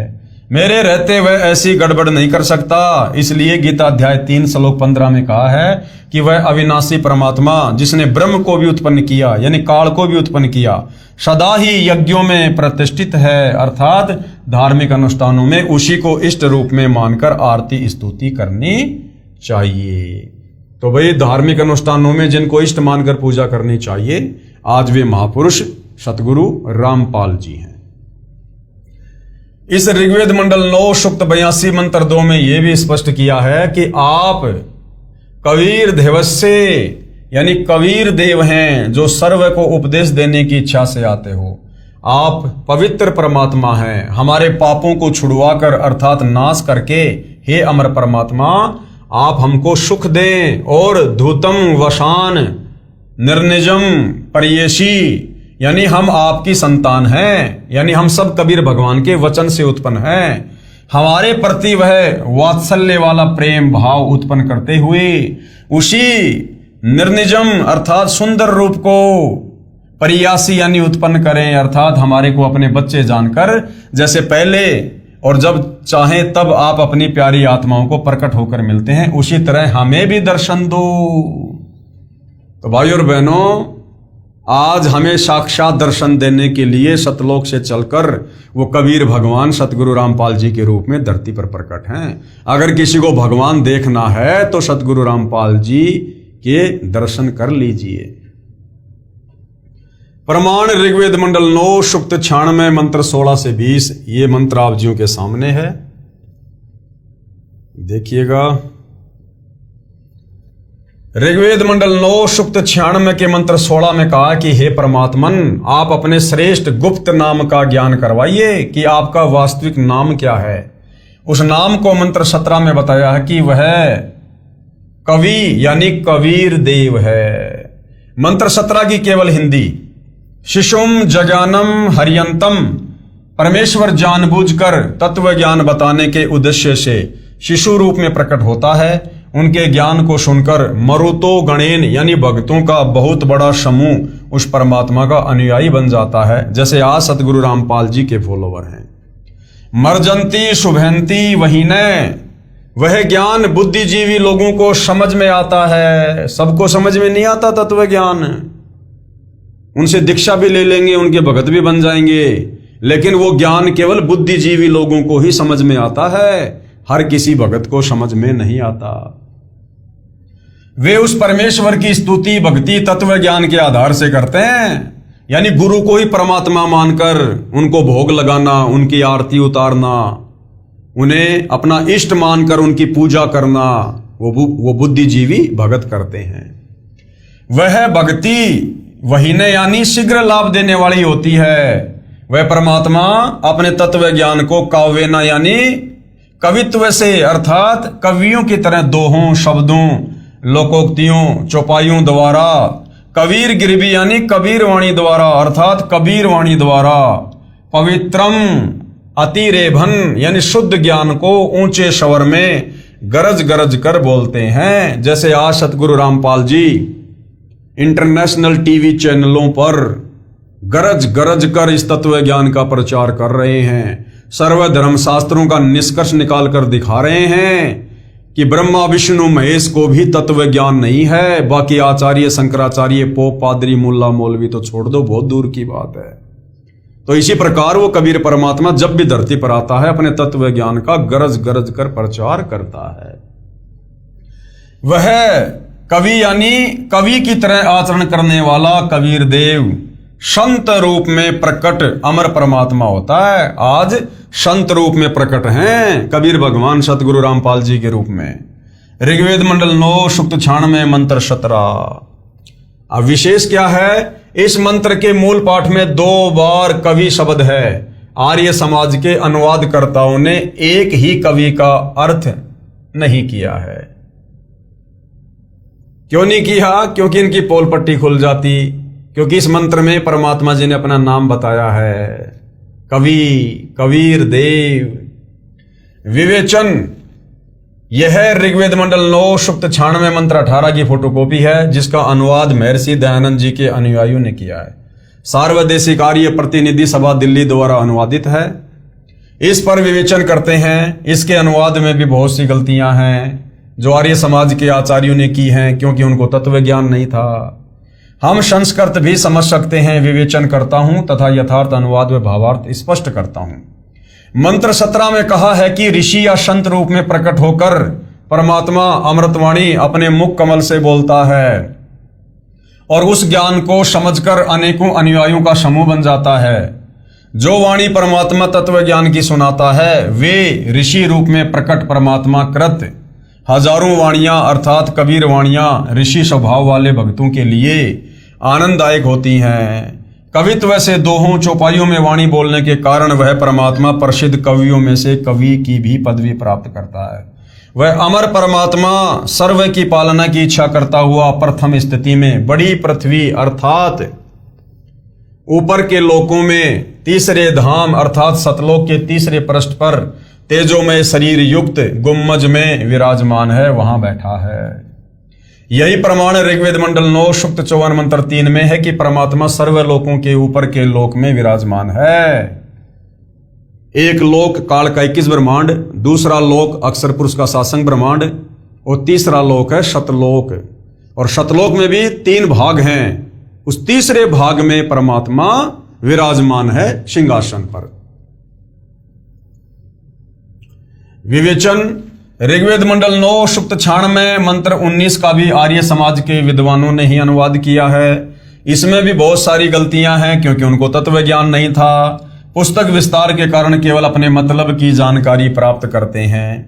इस मंत्र में चौथे धाम का वर्णन है, जो आप जी सृष्टि रचना में पढ़ेंगे उसमें पूर्ण जानकारी होगी। पढ़े इसी पुस्तक के पेज नंबर 389 पर। चौथा धाम यानी सतलोक, ऊपर के लोकों में जो अजरो अमर और जो अविनाशी लोक हैं, ऊपर के 4 लोक, उनमें सबसे पहले है सतलोक, दूसरे नंबर पे है अलख लोक, तीसरे नंबर पे है अगम लोक और चौथे नंबर पर है अनामी लोक। तो अनामी लोक में परमात्मा सिंहासन पर विराजमान रहते हैं। परमात्मा ने ऊपर के 4 लोक अजर अमर रचे हैं, यानी सतलोक से लेकर अनामी लोक है वो अजरो अमर है, वो कभी विनाश में नहीं आता और ना उन लोकों में रहने वाली आत्माएं कभी मरती हैं। नंबर 1 है अनामी लोक जो सबसे ऊपर है, नंबर 2 है अगम लोक, नंबर 3 है अलख लोक और चौथा है सतलोक। हम पृथ्वी लोक पर हैं, यानी हम काल के 21 ब्रह्मांड की इस पृथ्वी पर हैं। यहां से ऊपर के लोकों की गिनती करेंगे तो एक सतलोक है, दूसरा अलख लोक है, तीसरा अगम लोक, चौथा अनामी लोक गिना जाता है। वो चौथे धाम में बैठकर यानी अनामी लोक में बैठकर परमात्मा ने सर्व ब्रह्मांड व लोकों की रचना की थी सर्वप्रथम। शेष रचना सतलोक में बैठकर की थी। आर्य समाज के अनुवादकों ने तुरिया परमात्मा अर्थात चौथे परमात्मा का वर्णन किया है। ये चौथा धाम है, यानी अनामी लोक के विषय में चर्चा है। उसमें मूल पाठ मंत्र 19 का भावार्थ है कि तत्वदर्शी संत चौथे धाम तथा चौथे परमात्मा का भिन्न भिन्न वर्णन करता है, जो सतगुरु रामपाल जी ने सृष्टि रचना के माध्यम से किया है। पाठक जन कृपया पढ़ें सृष्टि रचना इसी पुस्तक के पेज नंबर 389 पर, जिससे आप जी को ज्ञान होगा कि लेखक यानी सतगुरु रामपाल जी ही वह तत्वदर्शी संत है जो तत्व ज्ञान से परिचित है, परिपूर्ण है।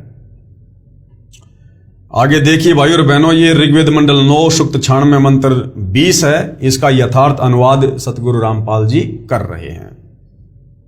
विवेचन, ऋग्वेद मंडल 9 सूक्त 96 मंत्र 20 का यथार्थ ज्ञान जानते हैं। इस मंत्र का अनुवाद महर्षि दयानंद के चेलों द्वारा किया गया है।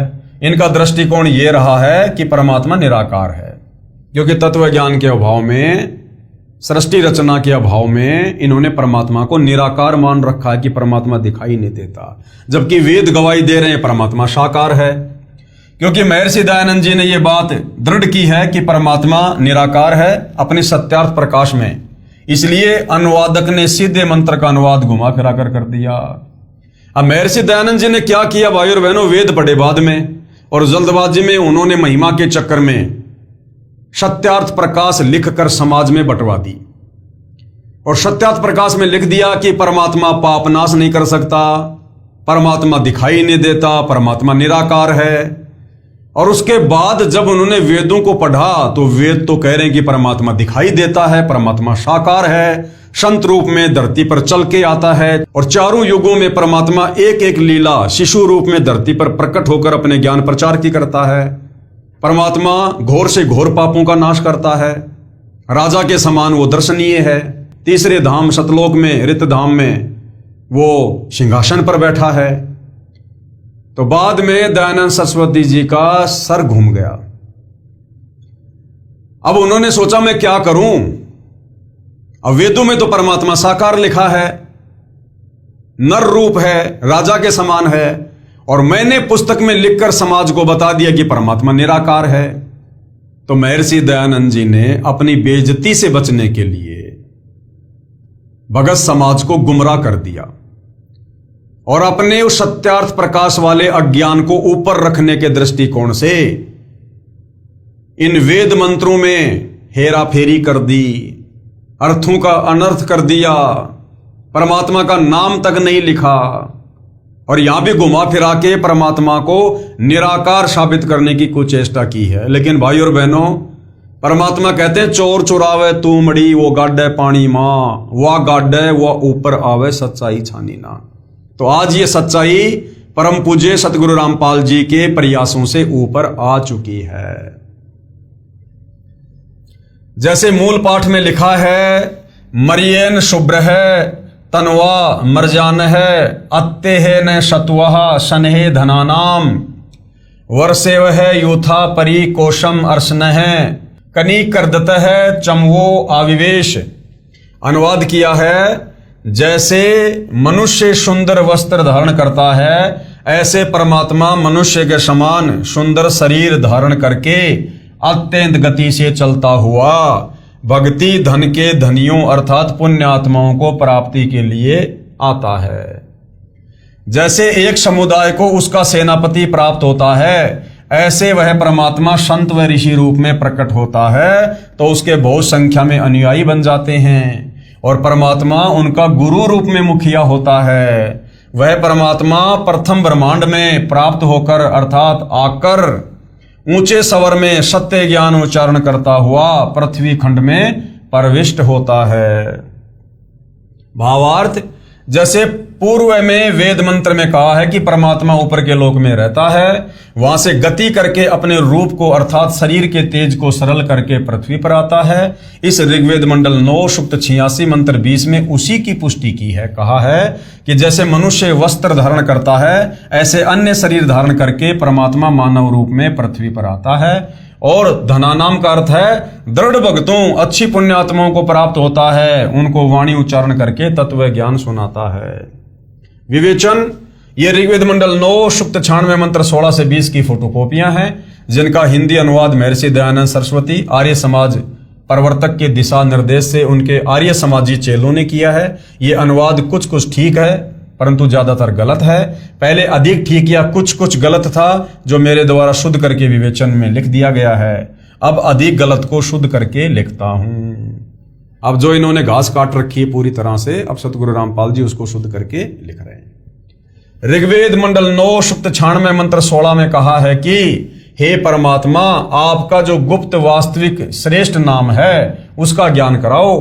प्रिय पाठकों, जैसे भारत के राजा को प्रधानमंत्री कहते हैं, ये उनकी पदवी का प्रतीक है। उनका वास्तविक नाम कोई अन्य ही होता है। जैसे पहले प्रधानमंत्री जी श्री पंडित जवाहरलाल नेहरू जी थे, जवाहरलाल उनका वास्तविक नाम है। इस मंत्र 16 में कहा कि हे परमात्मा, आपका जो वास्तविक नाम है, क्योंकि इस परमेश्वर की पदवी के तो लाखों करोड़ों नाम है। सत्य पुरुष कह दो, अजरो अमर परमात्मा कह दो, शब्द स्वरूपी राम कह दो, अकाल मूर्त कह दो, अमित ओजा कह दो, लेकिन उनका वास्तविक नाम क्या है, उस नाम का हमें ज्ञान करवाइए। वह उपासना करने का शवचलित शस्त्र के समान अज्ञान रूपी गंध को नाश करके पाप नाशक है। आप अपने उस सत्य मंत्र का हमें ज्ञान करवाइए। हे अमर परमेश्वर, आपका वह मंत्र श्वासों द्वारा नाक आदि इंद्रियों से श्वास से जपने से विद्युत जैसी गति से अर्थात शीघ्रता से भक्ति धन से परिपूर्ण करके ऐश्वर्य को तथा मोक्ष को प्राप्त करवाइए। प्रिय पाठकों से निवेदन है कि इस ऋग्वेद मंडल 9 सूक्त 96 मंत्र 16 के अनुवाद में बहुत सी गलतियां थी जो शुद्ध कर दी गई हैं। प्रमाण के लिए मूल पाठ में अभिवाजम शब्द है, इसका अनुवाद नहीं किया गया है। इसके स्थान पर अभिगमे शब्द का अर्थ जोड़ा है जो मूल पाठ में नहीं है। ऋग्वेद मंडल 9 सूक्त 96 मंत्र 17 के अनुवाद में भी बहुत गलतियां हैं जो आर्य समाजियों द्वारा अनुवादित है। अब शुद्ध करके लिखता हूं। जैसा कि पूर्वोक्त ऋग्वेद मंडल 9 सूक्त 86 मंत्र 82 के मंत्रों में प्रमाण है कि परमात्मा अपने शाश्वत स्थान से जो धूल लोक के तीसरे स्थान पर विराजमान है वहां से चलकर पृथ्वी पर जानबूझकर किसी खास मकसद से प्रकट होता है। परमात्मा सर्व ब्रह्मांडों में बसे प्राणियों की परवरिश 3 स्थिति में करते हैं। पहली स्थिति है परमात्मा ऊपर सतलोक अर्थात अविनाशी धाम में सिंहासन यानी तख्त पर बैठकर सर्व ब्रह्मांडों का संचालन करते हैं। दूसरा नंबर, जब चाहे साधु संत के रूप में अपने शरीर का तेज सरल करके अच्छी आत्माओं को मिलते हैं। प्रत्येक युग में किसी जलाशय में खिले कमल के फूल पर नवजात शिशु का रूप बनाकर प्रकट होते हैं। यह तीसरी स्थिति है। और फिर वहां से क्या होता है, निसंतान दंपत्ति अपने घर ले जाते हैं। बचपन से ही वह परमात्मा अपना वास्तविक भक्ति ज्ञान, जिसे तत्व ज्ञान भी कहते हैं, चौपाइयों, दोहों, साखियों व कविताओं के रूप में सुनाते हैं। जैसे 650 साल पहले आदरणीय रामदेवानंद जी को परमात्मा मात्र 5 वर्ष की लीला में उम्र से ही उनके गुरु बनकर ज्ञान समझाने लग गए थे। जैसे सन 1398 विक्रमी संवत 1455 में परमात्मा अपने निज स्थान से चलकर भारतवर्ष के काशी शहर के बाहर लहरतारा नामक जलाशय में कमल के फूल पर शिशु रूप धारण करके प्रकट हुए थे। वहां से न्यूरू नीमा जुलाहा दंपत्ति अपने घर ले गए थे। धीरे धीरे परमात्मा बड़े हुए, कबीर वाणी बोलकर ज्ञान सुनाया था। प्रमाण ऋग्वेद मंडल 9 सूक्त 1 मंत्र 9 में है जो आर्य समाज के आचार्यों द्वारा अनुवादित है। उसमें भी कुछ गलती है, ज्यादा नहीं है। ये ऋग्वेद मंडल 9 सूक्त 1 मंत्र 9 की फोटोकॉपी है। विवेचन, ये फोटोकॉपी ऋग्वेद मंडल 9 सूक्त 1 मंत्र 9 की है। इसमें स्पष्ट है कि अमर परमात्मा जब शिशु रूप में प्रकट होता है तो उसकी परवरिश की लीला कुंवारी गायों द्वारा होती है। यही प्रमाण कबीर सागर के अध्याय ज्ञान प्रकाश में है कि जिस परमेश्वर कबीर जी को नीरू नीमा अपने घर ले गए तब शिशु रूपधारी परमात्मा ने न अन्न खाया न दूध पिया। फिर स्वामी रामानंद जी के बताने पर एक कुंवारी गाय अर्थात एक बछिया नीरू लाया। उसने तत्काल दूध दिया। उस कुंवारी गाय के दूध से परमेश्वर की परवरिश की लीला हुई थी। कबीर सागर लगभग 600 वर्ष पहले का लिखा हुआ है। कोई ये ना सोचे कि आज सतगुरु रामपाल जी ने लिखकर अपनी तरफ से बना दिया होगा। ऋग्वेद मंडल 9 सूक्त 1 मंत्र 9 के अनुवाद में कुछ गलती की है। जैसे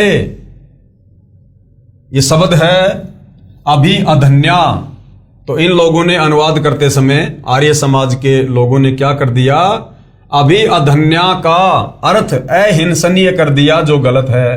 हरियाणा प्रांत के जिला रोहतक में गांव धनाना में लेखक का जन्म हुआ। यानी सतगुरु रामपाल जी अपने आप को छुपाते हुए कह रहे हैं कि मैं धनाना गांव में आया, जो वर्तमान में जिला सोनीपत में है। इस क्षेत्र में जिस गाय ने गर्भ धारण न किया हो तो कहते हैं कि ये धनाई हुई नहीं है, ये बिना धनाई है। ये अपभ्रंश शब्द है। एक गाय के लिए अधीन शब्द है, बहुवचन के लिए अधन्या शब्द है। अधन्या का अर्थ है बिना धनाई गौवें तथा अभी अधन्या का अर्थ है पूर्ण रूप से बिना धनाई अर्थात कंवारी गायें अर्थात बछियां। अब ऋग्वेद मंडल 9 सूक्त 96 मंत्र 17 का शुद्ध अनुवाद करता हूं, केवल हिंदी। शिशुम जज्ञानम हरियंतम, यानी परमेश्वर जानबूझकर तत्व ज्ञान बताने के उद्देश्य से शिशु रूप में प्रकट होता है।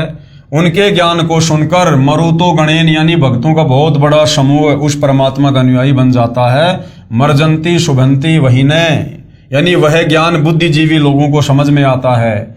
वे उस परमेश्वर की स्तुति भक्ति साधना तत्व ज्ञान के आधार से करते हैं। वह भक्ति यानी वहीने शीघ्र लाभ देने वाली होती है। वे परमात्मा अपने तत्व ज्ञान को काव्यना यानी कवित्व से अर्थात कवियों की तरह दोहों शब्दों लोकोक्तियों चौपाइयों द्वारा, कबीर यानी कबीर वाणी द्वारा अर्थात कबीर वाणी द्वारा, पवित्रम अतिरेभन यानी शुद्ध ज्ञान को ऊंचे स्वर में गरज गरज कर बोलते हैं।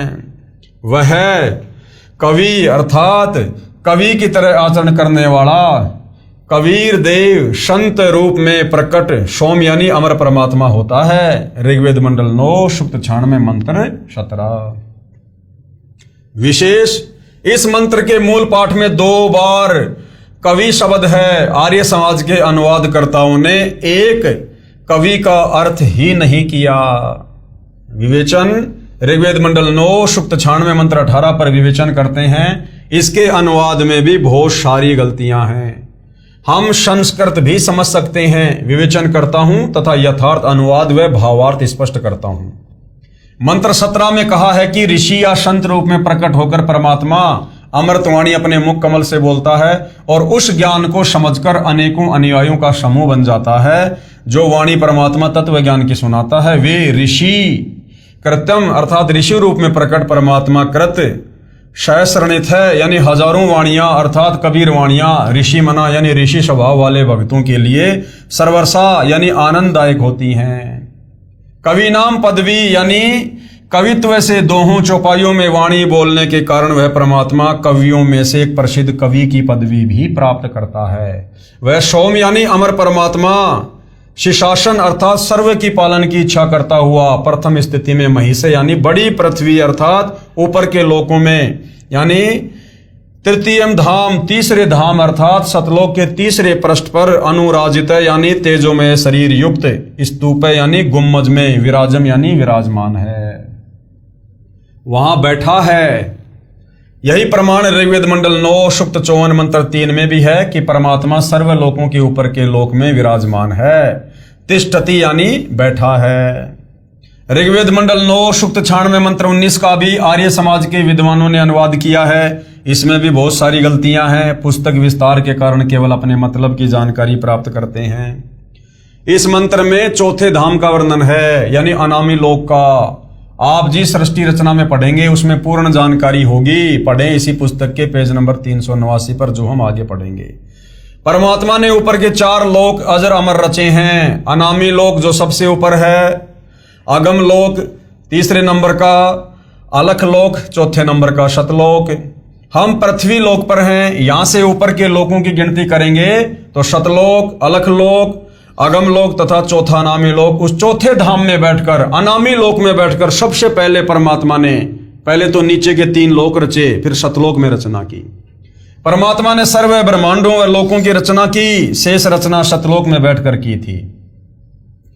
आर्य समाज के अनुवादकों ने तुरिया परमात्मा अर्थात चौथे परमात्मा का वर्णन किया है। यह चौथा धाम है। इसमें मूल पाठ मंत्र 19 का भावार्थ है कि तत्वदर्शी संत चौथे धाम तथा चौथे परमात्मा का भिन्न भिन्न वर्णन करता है। पाठक जन कृपया पढ़ें सृष्टि रचना इसी पुस्तक के पेज नंबर 389 पर, जिससे आप जी को ज्ञान होगा कि लेखक यानी सतगुरु रामपाल जी ही वह तत्वदर्शी संत है जो तत्व ज्ञान से परिचित है। इनके अलावा संसार में और किसी को तत्व ज्ञान नहीं है। विवेचन ऋग्वेद मंडल 9 सूक्त 96 मंत्र 20 का यथार्थ अनुवाद जानते हैं। इस मंत्र का अनुवाद महर्षि दयानंद के चेलों द्वारा किया गया है।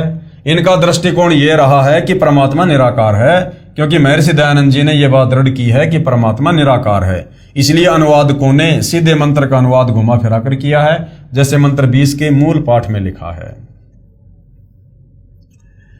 यह अनुवाद आप जियों के सामने है।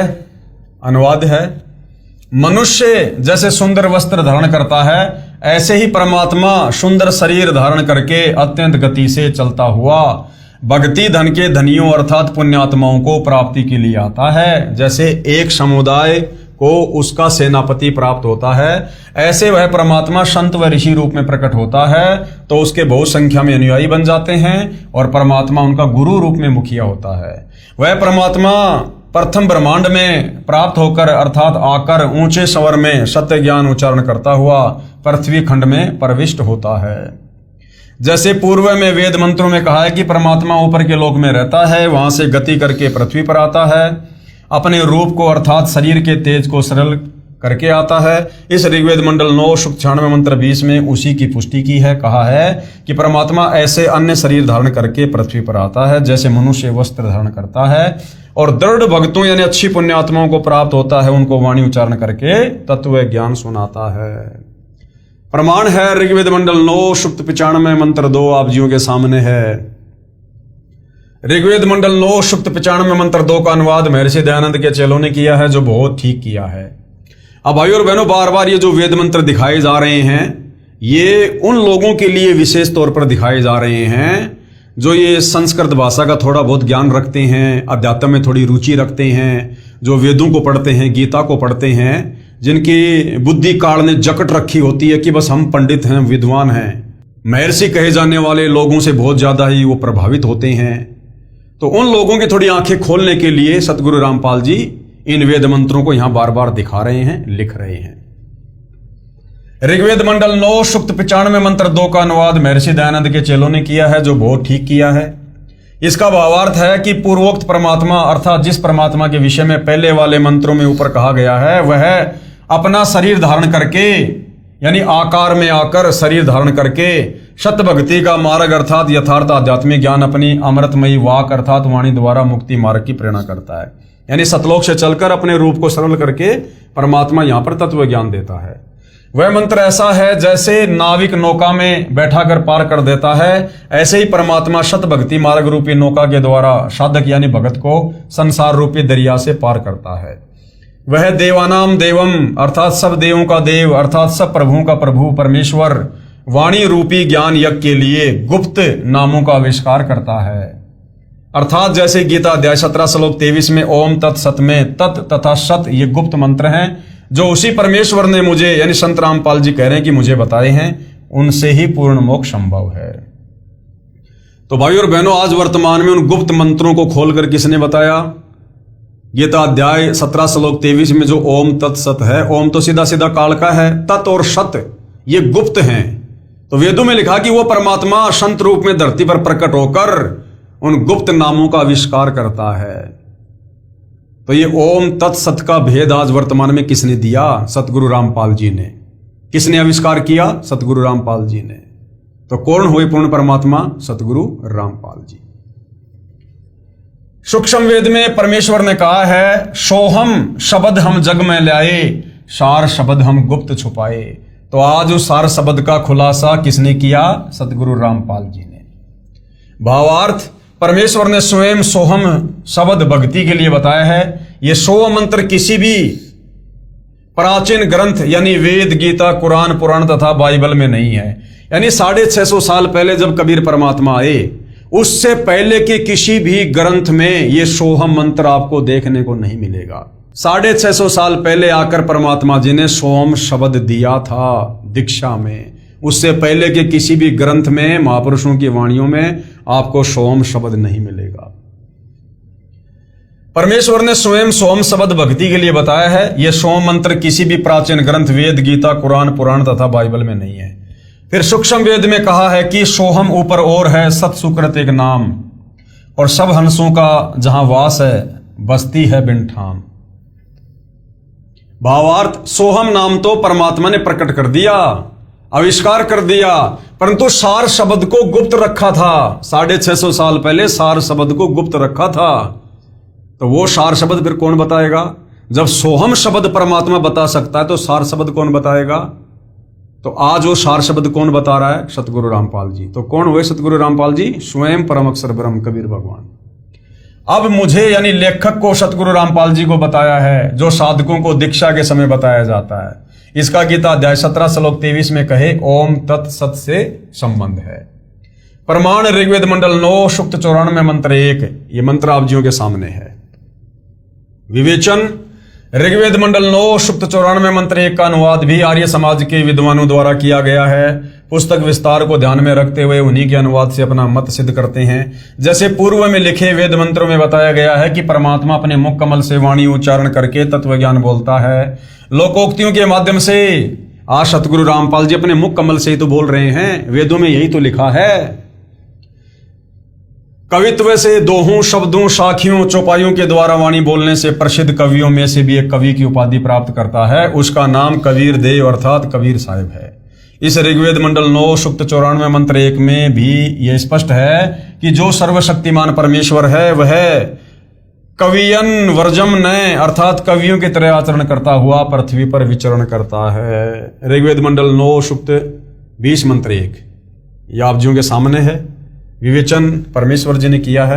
ऋग्वेद मंडल 9 सूक्त 20 मंत्र 1 का अनुवाद भी आर्य समाज के विद्वानों ने किया है। इसका अनुवाद भी ठीक कम गलत अधिक है। इसमें मूल पाठ में लिखा है प्रय कबीर देव वितये अव्ये वारे भी अर्षति शहान विश्वा अभि स्प्रध है।